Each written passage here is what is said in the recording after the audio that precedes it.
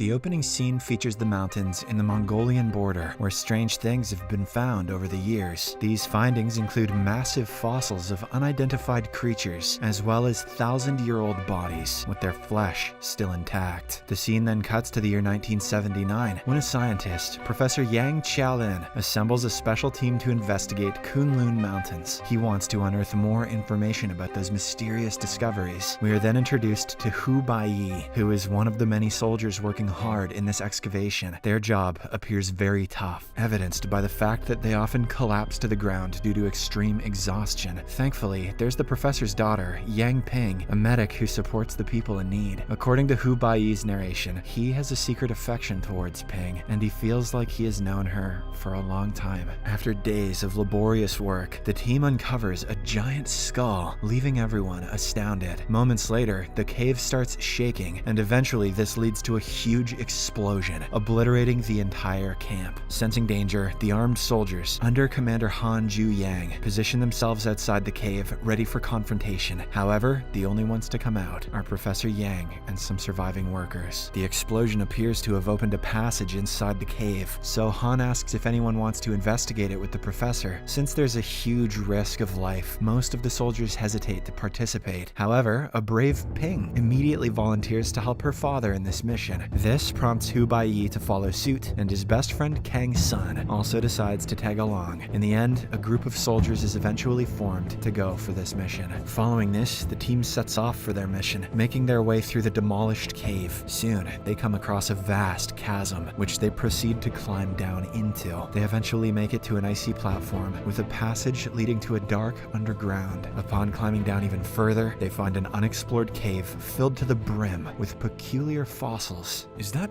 Joe Biden? After wandering around for a while, they discover an exit that leads them to the other side of the mountain. Professor Yang tells Hu Baiyi that according to the legends, there's the gate of an ancient kingdom in this vicinity, belonging to a pent secret government. Their conversation is suddenly interrupted when the other soldiers find a shocking discovery, a colossal paw print in the snow. Following this, the team starts pursuing these paw prints, unaware of the fact that a giant beast is nearby. On the way, they find numerous butterfly-like creatures fluttering around them. Upon a closer look, they realize these aren't butterflies, but peculiar-looking bats. Unbeknownst of the threat they pose, one soldier captures one with his bare hands, triggering an unexpected outcome. He burns down with a blue flame, resulting in his demise. Two more soldiers rush to his aid, only to suffer the same fate. Seconds later, hundreds of these bats surround the team, prompting them to open fire. The noise of the commotion startles the giant beast nearby, causing it to retreat. However, its sudden movement triggers an avalanche, posing another challenge for the group. In a desperate bid for survival, the soldiers begin running away, yet several of them are killed. At one point, they're forced to stop because there's an abyss in front of them. Left with no other choice, the soldiers pair up with ropes before jumping into it. As they fall, a rope tying Hu Baiyi and Ping gets stuck on a piece of ice, leaving the two hanging. Not long after, the rope snaps, causing them to plunge into the darkness below. In the next scene, Hu Baiyi regains consciousness and finds himself in Ping's arms. He is unable to understand how he managed to survive such a fall. This incident reduces the number of survivors to 4: Hu Baiyi, Ping, Professor Yang, and Kang Sun. The rest didn't have names, so we didn't care about them anyway. These survivors then gather as many supplies as possible before resuming their excavation. Eventually, they come across an expansive cave with a tall tower at its center. The professor recognizes this place as the Sacred Palace of Kunlun. The tower is said to have 9 levels, where demon creatures have been trapped. Professor Yang then kneels down and lights up a candle. The fire instantly creates a flame that summons a swarm of bats, encircling the tower. After this, he sends Hu Baiyi and Ping to the tower's entrance, disregarding Kang Sun's warning. As soon as the duo step in, holding hands, an opening appears on the top, emitting a bright light. Soon after, the cave begins to fill with numerous spirits. Assuming that they have opened the gates of the devil, Kang Sun immediately extinguishes the candle, thwarting the entire process. Unfortunately, as a consequence, the cave begins to collapse, and the bats return to attack them. Sensing the impending danger, Kang Sun sacrifices himself to divert the bats' attention, enabling the remaining group members to flee. The 3 of them somehow manage to find an exit, but it's on the high edge behind a waterfall. While contemplating their next move, the bats catch up to them and launch their attack. Hu Baiyi attempts to fend them off with fire, but a bat strikes him from behind. Upon witnessing the emergence emerging flame. Ping hastily pushes him into the water before jumping off with her father. Hu Baiyi manages to find her underwater, but they're soon separated by a giant water creature that takes her away. In the aftermath, a heartbroken Hu Baiyi swims out and makes his way back to the base. Once there, he gets his wounds treated, while Han informs him that he's the only survivor. The commander further mentions that they found all the dead bodies of their soldiers, except for Ping's and her father's. Devastated by the loss of his loved ones, Hu Baiyi decides to quit everything and boards a train to return home without notifying anyone. At the station, he is received by his new employer, Mr. Wang, who assigns him a job as a librarian. From that point forward, he starts working there and lives a peaceful life. One day, during a lunch outing at a local bar, Hu Baiyi unexpectedly reunites with his childhood friend, Kai Xuan, who works as an entertainer. The following day at work, he stumbles upon a book authored by Professor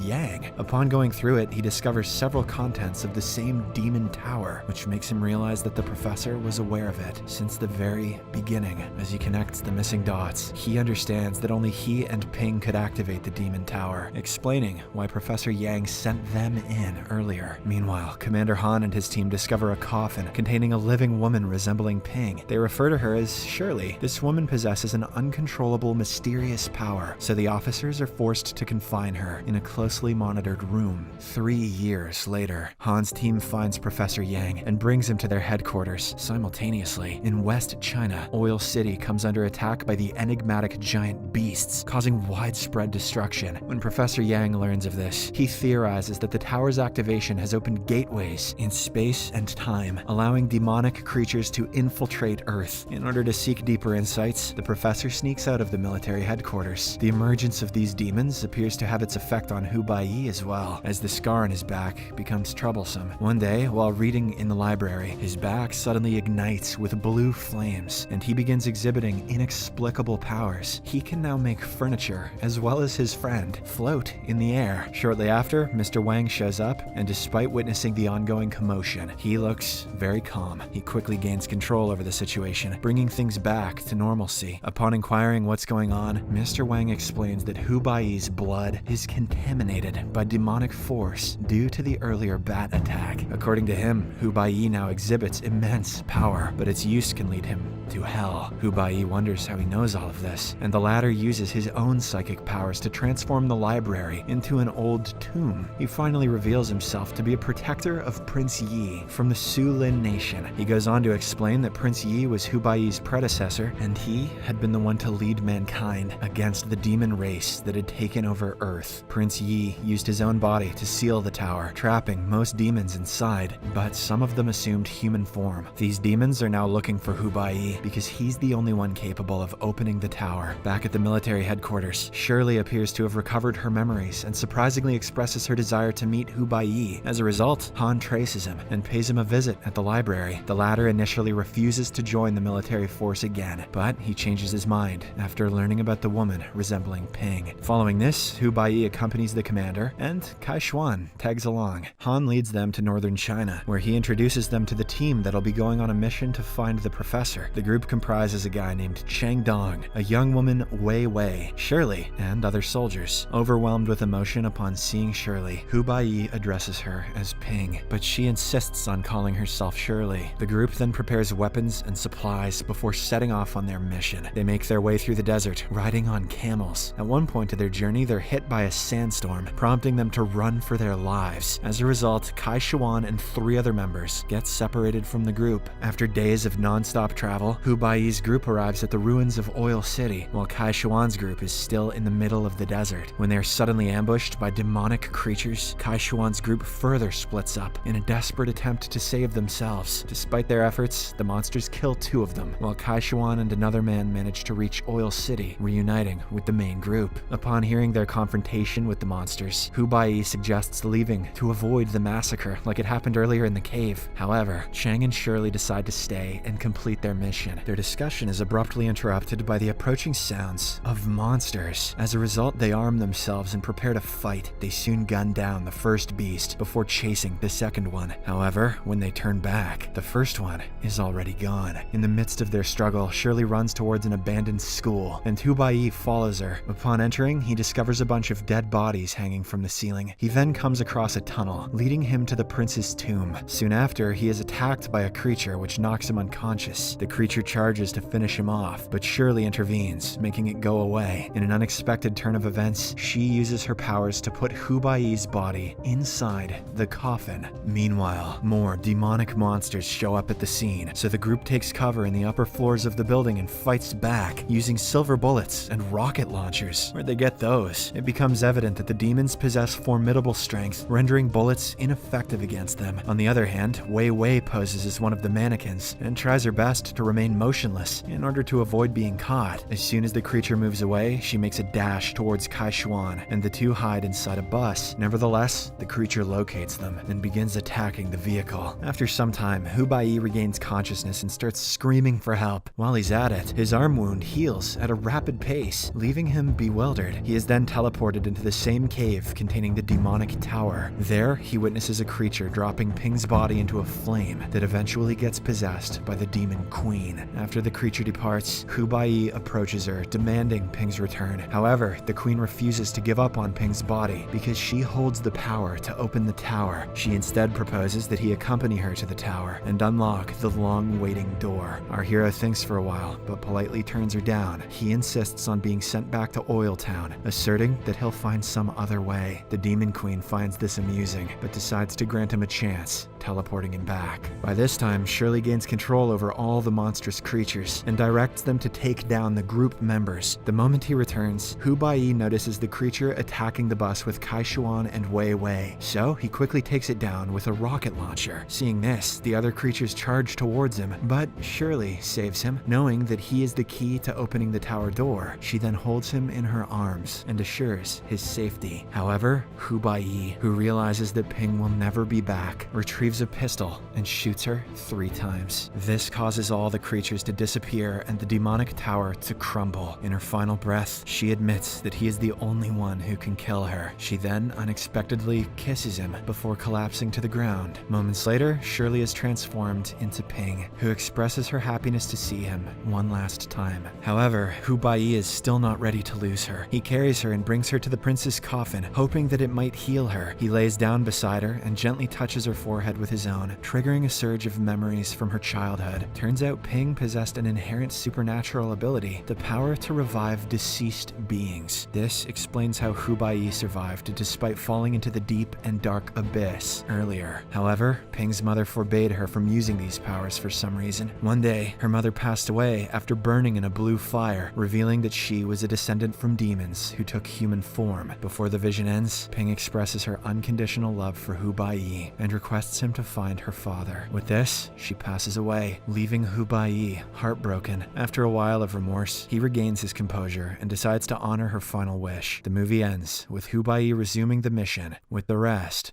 of the team members. Subscribe for more videos like this, turn on notifications, and leave a like to help the channel out. Thank you for watching.